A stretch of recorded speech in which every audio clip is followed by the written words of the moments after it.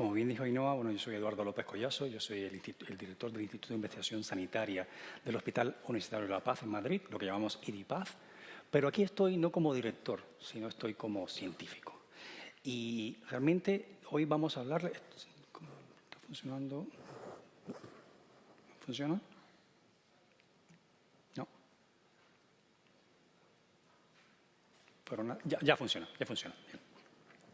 Bien, como decía, no voy a hablar hoy de recomendaciones a la sociedad sobre qué hay que hacer, ni tampoco recomendaciones a las instituciones de lo que se debe hacer para combatir el virus, sino de lo que estamos haciendo los científicos en nuestro laboratorio para acorralar al virus. Estamos haciéndolo desde varios flancos, a ver si esto me funciona. Hay un problema con la diapositiva, no me funciona. Ya, ahora sí. Lo estamos haciendo desde varios flancos, estamos tratando de acorralar el virus desde varios flancos, primero reciclando medicamentos, esto no está funcionando del todo, es decir, medicamentos que tuvieron una vida o fueron generados para otras patologías, tratarlo de llevarlo a esta. La deseada vacuna, por supuesto, el diseño de nuevas drogas y lo que es química computacional, que es un poco más lento, y también el estudio de la integración de las defensas, es decir, del sistema inmunológico, algo donde yo me siento un poco más cómodo porque justamente es el tema en donde yo trabajo. Como el IDIPAZ como institución, y es la única diapositiva institucional que voy a poner, estamos desarrollando 25 ensayos clínicos, tratando de estudiar combinaciones de fármacos para combatir la severidad de la COVID-19. También estamos desarrollando proyectos de investigación básicos translacionales, exactamente 8, para estudiar la biología del virus. Y también hemos separado un poco esto, el ensayo fase 2A del prototipo de vacuna, que es bastante mediático y por eso lo he mencionado. Pero hoy no vamos a hablar de la vacuna. No vamos a hablar de la vacuna porque, entre otras cosas, mientras tanto que llega, tenemos que tener en cuenta varios puntos. Las primeras versiones no suelen ser más eficaces que 60%. ¿Bien? La fase 3 es extremadamente importante y se cuece a fuego muy lento, porque cualquier aceleración en ese sentido podría ser muy contraproducente. Por otra parte, las defensas pueden que no se genere defensas muy contundentes y que no sean muy duraderas según los datos que estamos teniendo de reinfecciones. Y por otra parte, una reflexión. Llevamos más de 40 años esperando la vacuna del VIH que no ha llegado. Por tanto, mientras tanto que llega la vacuna, vamos a hablarle de otros tipos de proyectos, como son clasificar los pacientes en admisión y buscar una medicina personalizada. Clasificar es extremadamente importante. Hay que darle una herramienta cuantitativa al médico que está en la urgencia, en la puerta de la urgencia, recibiendo al paciente con COVID-19, para poder decidir si esa persona va a tener un pronóstico muy malo o un pronóstico mejor, incluso con cierta independencia de los síntomas que se está viendo. Y también aquellos que van mal, pues hay que buscarle una medicina personalizada, porque si algo sabemos en este virus es que cada cual tiene un desarrollo diferente en cada paciente. Bueno, antes de empezar con las únicas 2 diapositivas que tengo por el tiempo que me habéis dado, para comentar los resultados que tenemos en el laboratorio, quiero hacer una especie de introducción muy breve de cómo se comporta el virus desde el sistema inmune, o sea, cómo es la evolución, ¿no? Si esto sería, por una parte tenemos los días, después la respuesta hacia arriba tenemos la respuesta inmunológica, ¿no?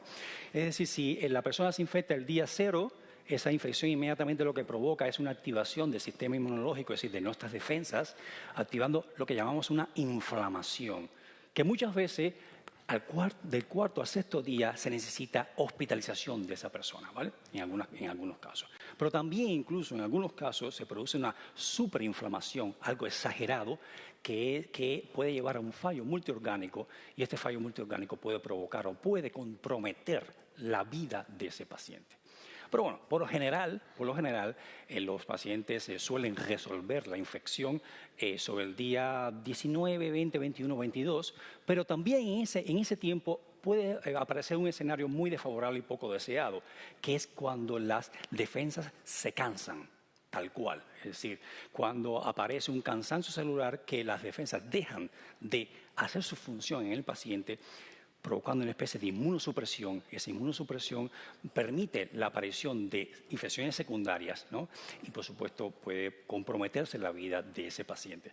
Nosotros hemos estudiado mucho este proceso en otras enfermedades, porque, bueno, antes de la COVID-19 también era científico y trabajaba en otras cosas, como en la sepsis y la metástasis. Y en la sepsis hemos postulado que eso puede ocurrir, y esto puede estar regulado por unas moléculas que se llaman immunocheckpoints. Y perdóname el inglés, pero es que simplemente traducirlo a castellano es demasiado farragoso y podemos decirlo tal cual.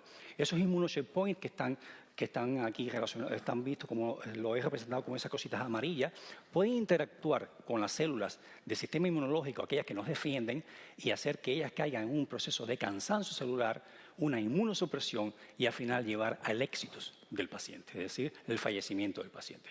Esta hipótesis la trasladamos a la COVID-19 e incluso publicamos en forma de review hace muy poco el marco teórico de nuestro proyecto. Y ahora lo que voy a mostrar son solamente 2 diapositivas con los resultados que hemos tenido en este sentido. Primero, voy a hablar de un case report. O sea, un case report en este caso fueron una pareja heterosexual, 2 personas convivientes de edades muy parecidas, de hecho tenían la misma edad, 60 años, con un background, un fondo clínico muy parecido. Sin embargo, incluso se infectaron a la vez. Se infectaron porque fueron a visitar a la madre de él, que tenía COVID-19 y de hecho falleció.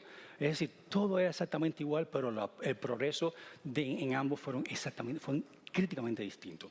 Inmediatamente lo que hicimos fue comprobar los niveles de esos immunocheckpoints y sus posibles receptores en las defensas, ¿bien?, de estos pacientes en el tiempo. Y lo que vimos fue sorprendentemente que uno de ellos, lo que llamamos GAL9 o galactina 9, probablemente sea famosa después si esto tiene algo que ver, ¿bien?, estaban muy alterados, muy altos en ambos pacientes. Si podemos ver en la gráfica, la línea punteada son los niveles que tienen los donantes sanos, las personas que están sanas. Ellos al principio estaban muy altos, pero inmediatamente la señora de esta pareja bajó los niveles de ese immunocheckpoint de tal manera que ya al día 12 ya incluso no tenía síntomas y se pudo ir a casa. Amablemente, 70 días después, visitó nuestro laboratorio, nos donó sangre y pudimos comprobar que seguía con los niveles muy bajos de ese immunocheckpoint. Por el contrario, el paciente masculino, el esposo, empezó a subir desaforadamente esos niveles de immunocheckpoint. De hecho, hubo que ingresarlo en la UCI. Sufrió una sepsis, verdad que bajó un poco los niveles, pero nunca se llegaron a estabilizar. Después sufrió un shock séptico y fatalmente al final murió. ¿Qué pasaba con los receptores de ese immunocheckpoint en las células del sistema inmunológico? Pues exactamente lo mismo. La señora prácticamente tenía los mismos niveles siempre de los donantes sanos y el paciente que finalmente murió empezó a crecer sus receptores exponencialmente hasta que falleció. Esto no quiere decir que probablemente estos receptores TIM3, en el caso de la célula del sistema inmunológico, y galactina 9, que son los que se unen, al unirse puede producir un cansancio celular y provocar el fallecimiento de este paciente.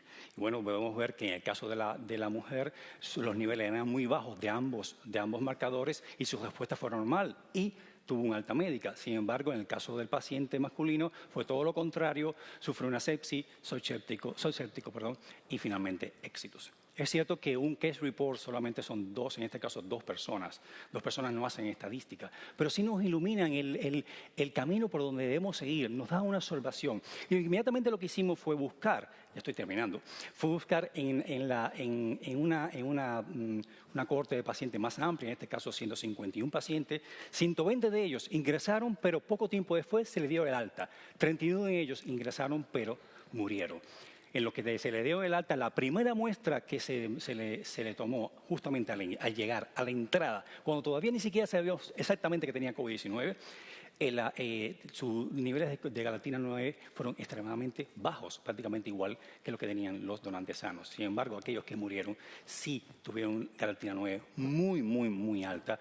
Como pueden ver, visiblemente son diferentes los 2 grupos, pero estadísticamente también lo son, como podéis ver con el estadístico que ponemos aquí, de 3 puntos de significancia. ¿Bien? Bueno, esto quiere decir que estamos delante de una potencial clasificación de los pacientes en admisión, galactina 9 alto, pues tendrá riesgo, gelatina 9 bajo puede ser una resolución. Pero no solamente eso, en aquellos pacientes que tienen alto riesgo también podría ser, ¿por qué no?, una potencial, a ver si me funciona, sí, una potencial tratamiento. ¿Por qué? Porque si tratamos a esos pacientes con anticuerpos, tanto para una cosa u otra, ¿bien?, vamos a poder tratar de trasladar el escenario fatídico de un exitus a un escenario mucho más favorable de una alta médica, ¿no? Y bueno, además he de decir que estos anticuerpos contra estas dos moléculas existen farmacológicamente testados en otras enfermedades. Y bueno, ya termino. Únicamente quiero dejar un mensaje para llevar para la casa, y el mensaje para llevar a la casa es este: invirtamos en ciencia porque este coronavirus no será la última pandemia. Muchas gracias.